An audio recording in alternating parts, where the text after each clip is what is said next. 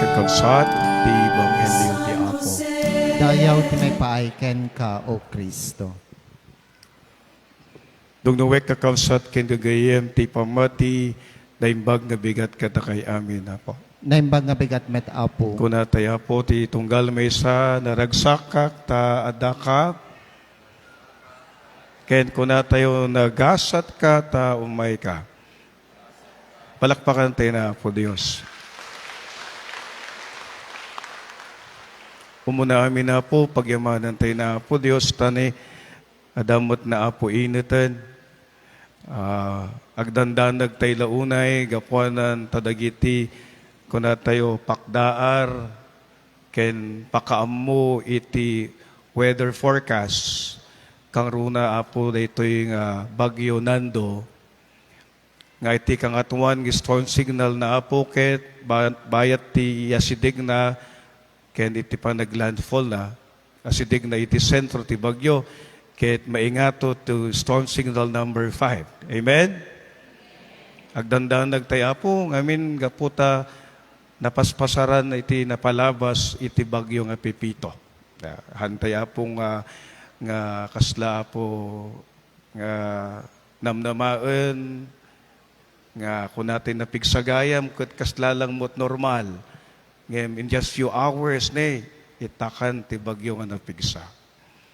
Kaya tuloy tayo agkarkararaga po gapuan ng tasapay kuma tagtultuloy daytoy nga napintas nga haan launay apo nga marikna tayo ti bagyo iti bagyong Nando kapuan ng extreme northern Luzon iti tamaan na iti bagyo. Nagpintas po gapuan ng tidayting nga Domingo iti intero nga simbaan nga Katoliko ti Pilipinas ket isu apo iti aldaw a trillion march to anti-corruption.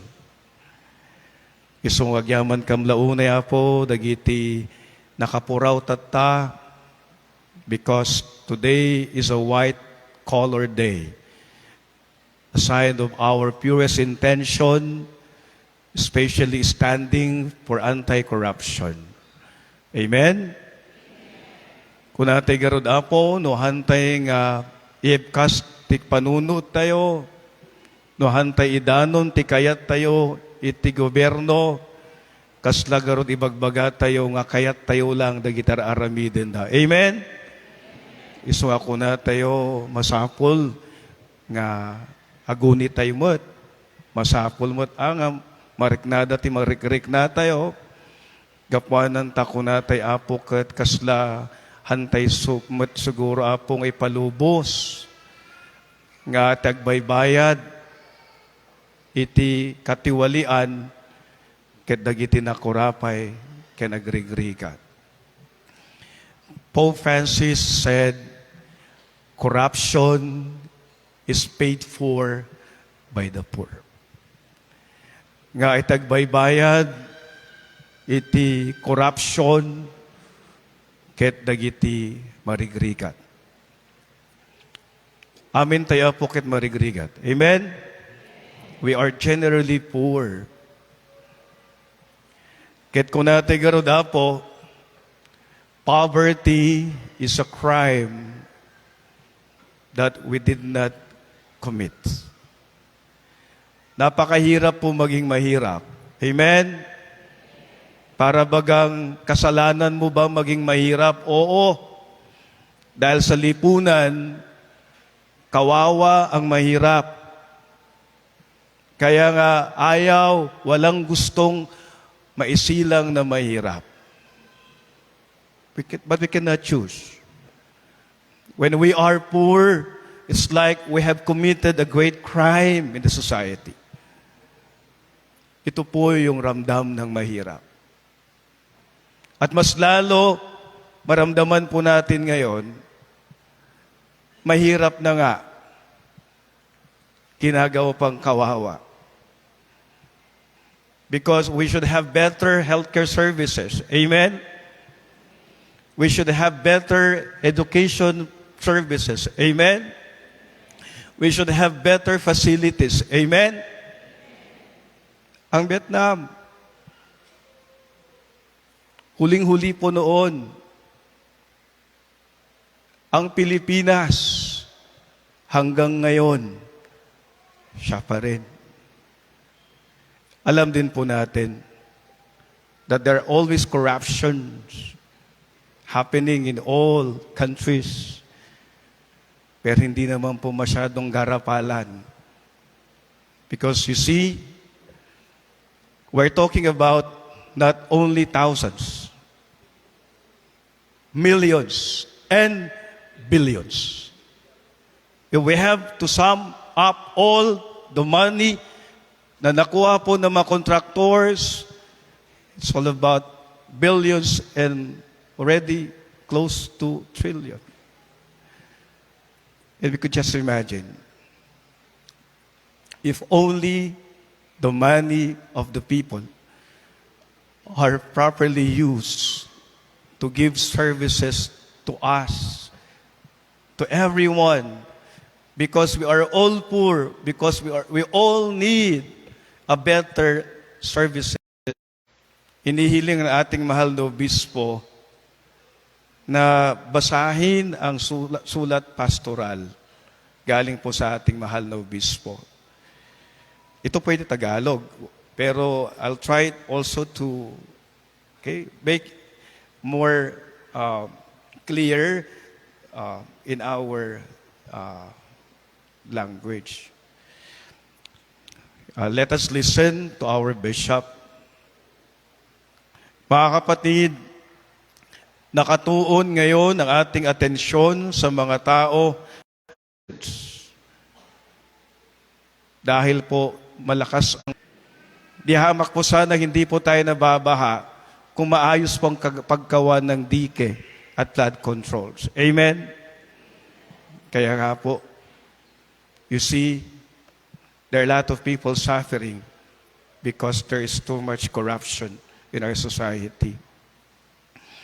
Nakakagalit dahil ang ating mapinagkatiwalaan ay nasasangkot sa katiwalian, sa pang-aabuso ng kapangyarihan at pagnanakaw ng ating kayamanan. At mas nakakagalit pa, ginagawang normal ang makatiwala ang maging tiwali. Amen? Sa ating Ebanghelyo po ngayon, pinapakita sa atin ni Jesus na mayroong dalawang klaseng katiwala. Katiwalang tunay at katiwalang mandaraya. Katiwalang naglilingkod para sa Diyos, katiwalang naglilingkod para sa kayamanan. Ang sabi ni Jesus, ang taong mapagkatiwalaan sa maliliit na bagay ay mapagkakatiwalaan din sa malalaking bagay. Nang sabay, tatanggihan niya ang isa, susundin naman ang isa. Magiging tapat sa isa, tatalikuran naman ang isa. Ganun din naman, hindi kayo makapaglilingkod ng sabay sa Diyos at sa kayamanan. Dito natin nauunawaan autoritaryong pamumuno. Bagaman ang intensyon nito ay para sa kabutihan ng mga Pilipino, ang mga nasa posisyon ay naging abusado. Anomalyang tungkol sa flood control projects, ghost projects, overpriced projects, and unnecessary projects. And budget insertions na umaabot ng trilyon na pera mula sa kaban ng bayan. Ninanakawan, dinadaya, at inaabuso tayo ng harap-harapan. Amen? At hindi na sila nahihiya at hindi na sila natatakot. Mga kapatid, hindi na pwede na magpatuloy lamang tayo sa siklo ng kahirapan na dulot ng korupsyon, ang pag-aabuso ng mga nasa kapangyarihan. Hindi na pwedeng magdusa lamang tayo sa katahimikan. Hayaan nating marinig ang mga nasa posisyon, ang ating pag-aray at pag-iyak. Justisya ang kanyang isiningil sa kanyang mandarayang katiwala. Ang ating pagsingil ng hustisya ay una, paghamon sa ating mga pinuno ng transparency. Transparency, mag-demand tayo ng transparency sa kanilang paggamit ng pondo ng bayan. Tama na ang kanilang pagtatago sa dilim upang gawin ang kanilang mga masasamang mga transaksyon. Maging mapagmatsyag tayo sa kanilang mga ginagawa. Maging matapang tayong maglabas ng resibo, dokumento, ebidensya ng kanilang katiwalian. Maging maingay tayong sitahin ang kanilang ginagawang kasamaan.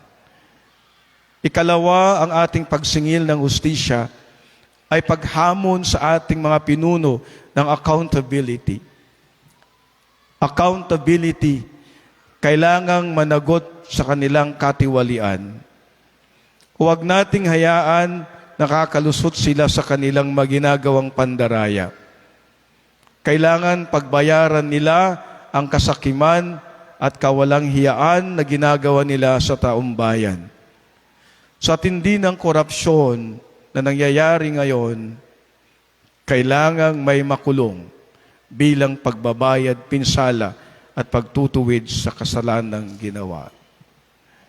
Ikatlo, ang ating pagsingil ng hustisya ay paghamon sa ating mga pinuno ng katapatan sa trabaho.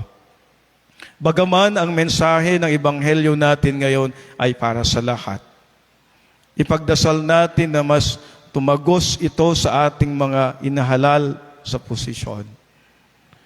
Kapag ginagawa nila ng matapat ang kanilang trabaho bilang mabuting pagsisilbi sa Diyos, dinadala tayo sa langit.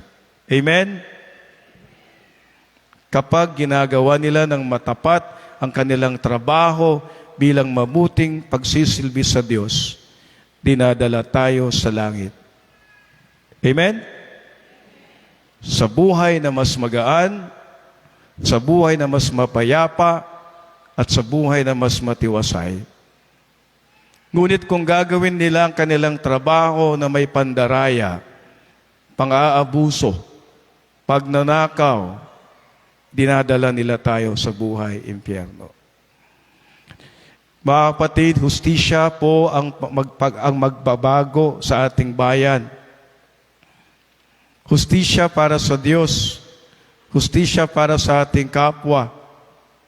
Ang pagsasabuhay ng hustisya, ang konkretong palatandaan ng isang mabuti at matapat na katiwala.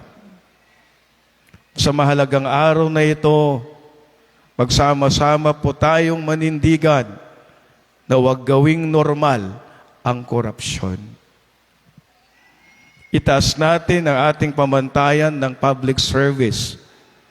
Ang panahon na ito ay gamitin natin upang tayo'y makabalik sa tama at mabuting landas. Tama na ang korupsyon. Tapusin ang pagnanakaw. Ikulong ang mga mandarambong. Panagutin ang mga tiwaling katiwala. Panagutin ang mga katiwalang mandaraya. And lastly po, alam po natin ng pagbabago ay nagsisimula sa bawat isa. Sana po, ito po ang ating dasal. Sabi ko sa una, batuhin natin ang langit ng ating dasal.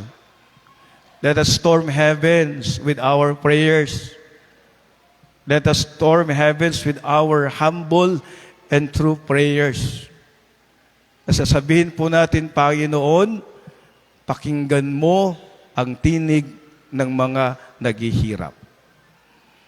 Panginoon, pakinggan mo ang tinig ng mga nagdurusa. Panginoon, pakinggan mo ang tinig ng aming bayan. Dihamak po sana na mas gumaganda ang ating bansa kung tunay po tayong maninilbihan sa bayan at kapwa.